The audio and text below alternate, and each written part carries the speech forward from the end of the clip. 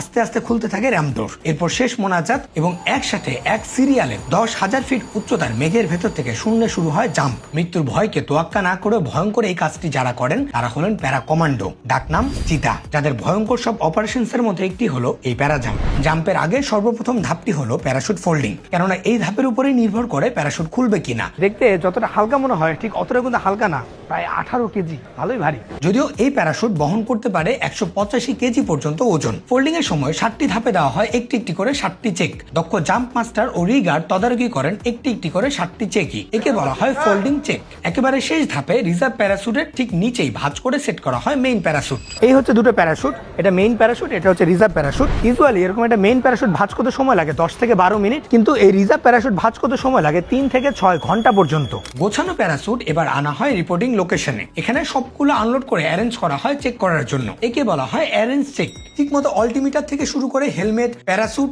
ও অন্যান্য ডিভাইস শরীরের সাথে সেট করার পর্বটা শেষ করে ফেলতে হয় এখানেই। এর পরপরই দেওয়া হয় আরেকটি চেক, একে বলা হয় ওয়ারিং চেক। মাঝে মাঝে কমান্ডোদের মনোবল বাড়াতে দেখতে আসেন ব্রিগেড কমান্ডার নিজেও। এমনকি গ্রাউন্ডের সর্বশেষ পরিস্থিতি সম্পর্কে পাথফাইন্ডার হিসেবেও ধারণা দেন তিনি। ফাইনালি তারা প্রস্তুত হলে শুরু হয় বিশেষ দোয়ার পর্ব, যেখানে আবারও মনে করিয়ে দেয় সৃষ্টিকর্তার প্রতি তাদের অগাধ বিশ্বাস এবং প্রমাণ করিয়ে দেয় তাদের শক্তিশালী ইমানি পরিচয়। দোয়া মোনাজাত শেষে কমান্ডোরা একে একে এগিয়ে যান এয়ারক্রাফটের দিকে। আজ এখানে এয়ারক্রাফট হিসেবে ব্যবহৃত হচ্ছে আর্মি এভিয়েশনের কাসা C-295W। অত্যাধুনিক এই উড়োজাহাজ বাংলাদেশ সেনাবাহিনীতে যুক্ত হয় 2017 সালে। তবে প্রয়োজন বা কাজের ভিন্নতা এবং ক্যাপাসিটির উপর নির্ভর করে এই এয়ারক্রাফট হয়ে থাকে বিভিন্ন সময়ে ভিন্ন ভিন্ন। একে একে সবাই এয়ারক্রাফটে উঠে গেলে দেখা হয় জাম্প প্ল্যান অনুযায়ী প্রত্যেকে ক্রমানুসারে ঠিকঠাক ভাবে উঠেছে কিনা। চেক শেষে পালা র্যাম ডোর ক্লোজ করে দেওয়ার। স্টার্ট দিয়ে আস্তে আস্তে এগিয়ে যেতে থাকে এয়ারক্রাফট। এরপর ধীরে ধীরে রানওয়ে এবং রানওয়ে থেকে দক্ষ পাইলটদের হাতে কয়েক সেকেন্ডের মধ্যে হাজার হাজার ফিট উপরে। এক একজন পাইলটের দক্ষতাও কিন্তু 2-1 বছরের না। এখানে এক একজনের দক্ষতা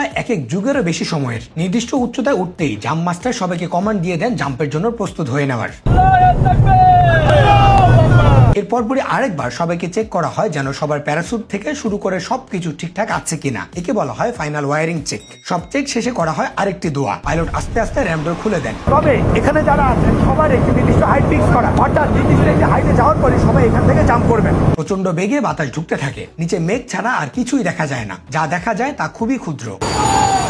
নির্দিষ্ট সময়ে বেজে ওঠে অ্যালার্ম। জাম্প মাস্টারের ফাইনালে গো কমান্ডে একে একে আল্লাহু আকবার বলে জাম্প করা শুরু হয় প্রত্যেক কমান্ডোর। পাতলা তুলার মতো ভাসতে থাকেন এক একজন। বাতাসে প্রচন্ড বেগে মাটিতে পড়তে থাকেন সবাই। ফ্রি ফলের এ পর্যায়ে বিভিন্ন কায়দায় এক একজন কমান্ডো প্রচন্ড স্পিডের মধ্যেই কন্ট্রোল করতে থাকেন নিজেকে। ভয়ঙ্কর এই মুহূর্তে নিজের প্রতিটি ইন্দ্রিয় সজাগ রাখতে হয় প্রতিটি সেকেন্ডেই। এর মধ্যেই মাঝ আকাশে খুলতে হয় প্যারাশুট। যাদের ফ্রি ফায়ার খেলতে খেলতে অভ্যস্ত তাদের জন্য নিচ থেকে দেখতে এই দৃশ্য বেশ পরিচিত লাগে। ওনাদেরকে দেখে খুব কাছ থেকে জাম্প করছে মনে হলো। এক একজন জাম্প করছেন 10 থেকে 12,000 ফিট উপরে উচ্চতা থেকে। কমান্ডোরা তাদের বহুদিনের দক্ষতায় নিরাপদে একে একে ল্যান্ড করেন মাটিতে এবং নামার সাথে সাথেই প্রাথমিকভাবে গুছিয়ে ফেলতে হয় প্যারাশুট। আর এভাবেই নিজের জীবন বাজি রেখে শেষ হয় একজন সাহসী কমান্ডোর জাম্প, যা কাজে দেয় শত্রুর আস্তানার ভিতরে নীরবে প্রবেশ সহ দুর্গম ও আত্মঘাতী নানা স্থানে পৌঁছানোর।